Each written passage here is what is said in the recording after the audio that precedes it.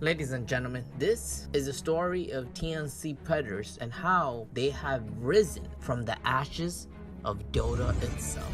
This is Crystal's Chronicle. Make sure you subscribe if you haven't. This episode is amazing.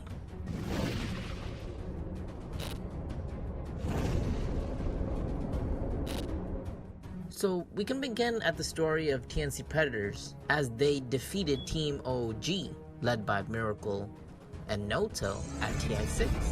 Surprisingly, they defeated Team OG and shocked the entire world. Will it be enough? Kirker's still there in the corner. It's very caught too. Kirker's right next to it. Third down's gonna go down. Third buyback. They're going for the tip ball. Amber's out. Arabia's gone. Is it dead? Have TNC done the impossible? Two-time major winners. You are gone. The Filipinos have eliminated OG. TNC have done it. The dream, the reality. They would win in a dramatic fashion. Many of those players idolized Miracle at the time. So from TI6, TNC would secure a top 8 finish. However, unfortunately in the next round, their fate would be sealed because they would lose to Digital Chaos, the eventual runner-up or second place team of TI6. The team was centered around Kuku for the next several years. They would have constant clashes with Southeast Asian squads from all over the region. Eventually, they would secure a spot at TI7 and TI8 through the qualifier by defeating every team in the Southeast Asian region to get in. However, this year, it was an exception. You see, ladies and gentlemen, a lot of people are not noticing the growth of TNC Predators, but it really is evident. They have imprinted their way slowly into the ranks of Dota legends. This Filipino squad, this team that is still centered around Kuku, well, this year, TNC did not have to claw their way into the international. In fact, they were already directly invited to TI9. And perhaps the whole world is realizing how good TNC really is and how good they could be. Particularly, the reason why they made it directly invited to TI is because of the DPC point system. This year, they performed well in many tournaments, and therefore they attained more DPC points and got a direct invite. Now, if you look a little bit closer into the games or the year of TNC, you can notice that this year's result doesn't tell the real story because they didn't always come on top. Sure, they took a few second placed finishes, especially falling to their rivals Fnatic and Mineski.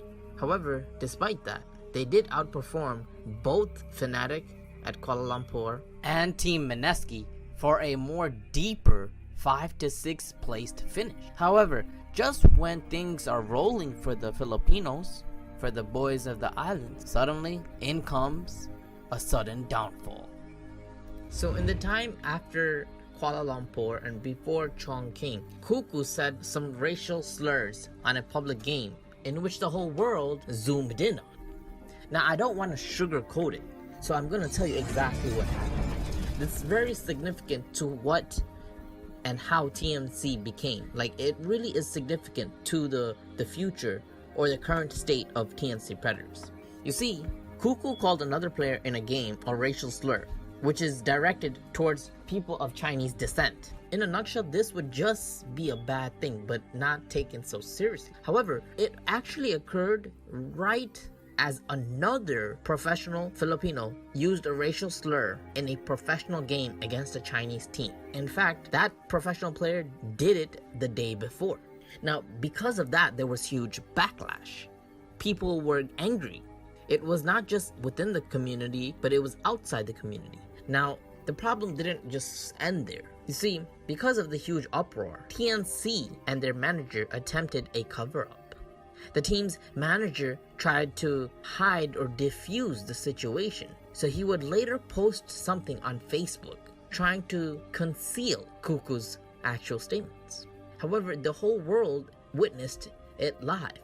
They were able to match Kuku's ID with the game, and because of that, an eventual ban would come. So a month later, Valve would step in and announce that because of the mistreatment by TNC's management, because they tried to cover up the situation instead of directly punishing Kuku at that time, Valve, again, decided to ban Kuku for Chongqing, a Chinese DPC involved major. So the rest of Team TNC would be free to play this major, but Kuku would not be allowed. Now, TNC would enter Chongqing without Kuku and get a stand-in, a replacement. And unfortunately, the team would play very, very poorly by getting defeated 0-2 in the hands of Team Liquid, and TNC would place 9th to 12th in this tournament. It was a really poor finish. So, ladies and gentlemen, this season wasn't just an uphill, it was a real battle. TNC had to really work hard to become where they are today. After losing at Chongqing, TNC would do poorly at Dream League Major, they would do poorly at Star Ladder Imba, and between the losses of Dream League and Star Ladder, eventually their current captain at that moment, Ninjaboogie, he would leave the team as well. They would even lose at qualifying matches against Fnatic at the Paris Major. And the sad part about this story is that during that moment, Ninjaboogie would join Team Mineski, which is, for those that don't know, a direct rival, a direct enemy of the Filipino squad of TNC. So joining Mineski, it was a stab in the heart for the Filipino boys. And eventually, Team TNC would lose against their former captain, Ninjaboogie, in future matches as well. So it really was not only devastating, but a humiliating time for TNC. It really was a very difficult situation. Now this was a terrible time for Team TNC. The Filipinos were going through absolute hell.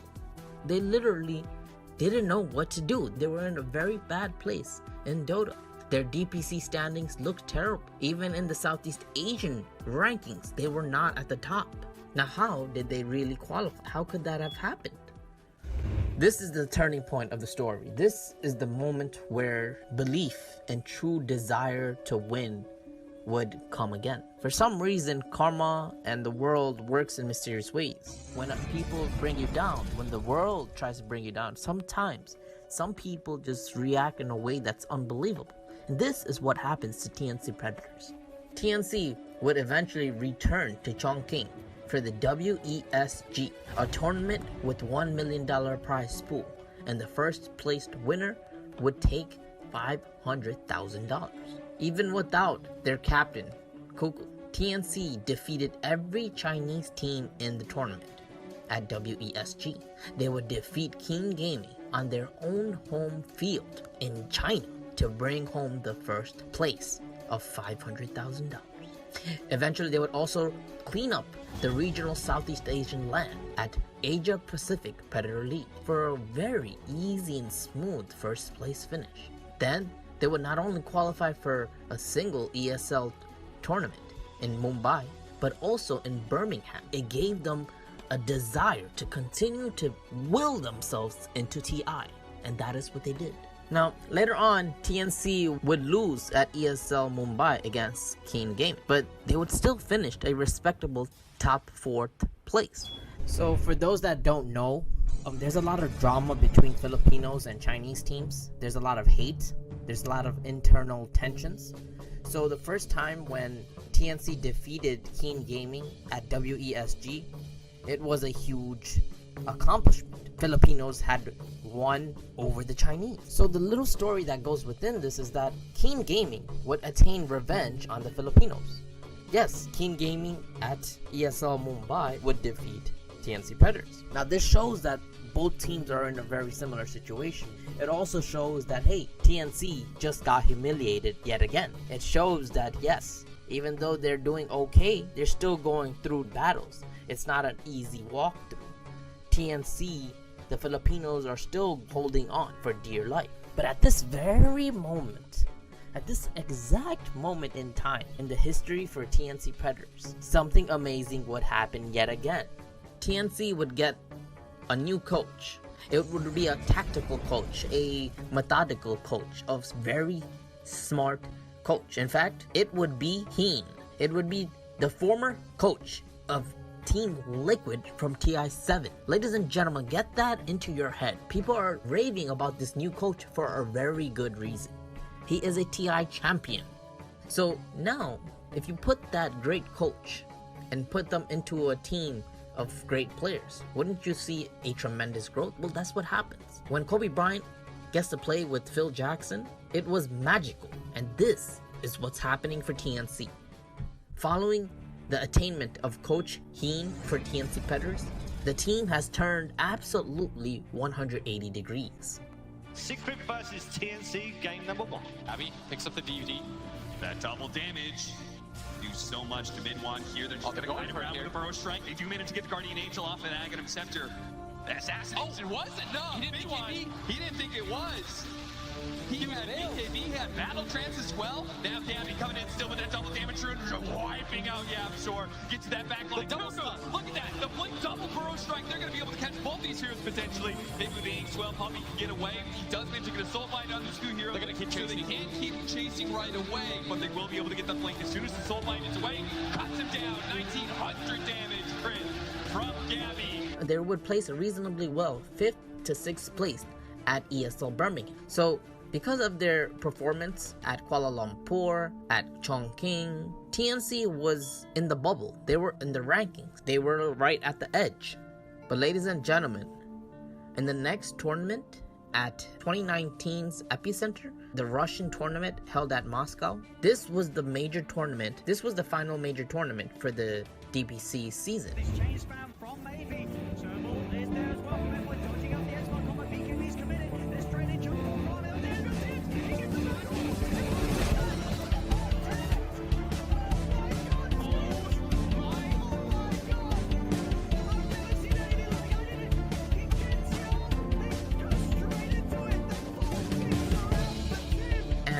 Surprisingly, TNC would not only defeat the Chinese gods themselves, but they would take home a 4th placed finish at EPICENTER. Yes, TNC, with their coach Heen, would take down PSG LGD, who some argue to be the best Chinese team ever. To take their victory, TNC, they've got a GG as TNC take game 2, 2-0. Who some argue to have FY God themselves and still come up short. And because of that, even though they didn't win the whole tournament, even though they didn't go to the top, they finished 4th. Because they finished 4th, they had attained so much DPC points that it was above and beyond any expectation. In fact, they would get a direct invite following this tournament to TI9. This was the first time, this birth of TNC Predators being directly invited to an international, one of the biggest tournaments in TI history.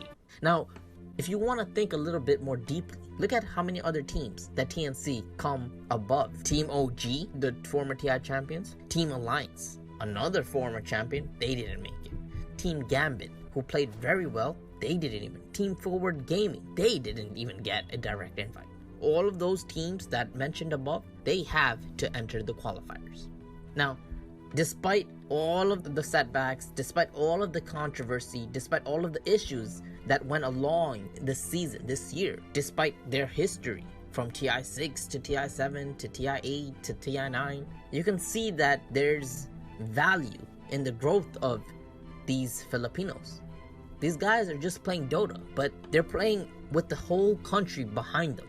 Their passion goes beyond our imagination, and that is why TNC Dota, Filipino Dota, is so exhilarating and amazing to watch. I hope you guys continue to look at TNC Dota as they will enter TI9. Perhaps they could shock the world and play freaking awesome. If you like this video, make sure you hit that subscribe button, the like button, and join me. Until next time, this is Crystal's Chronic.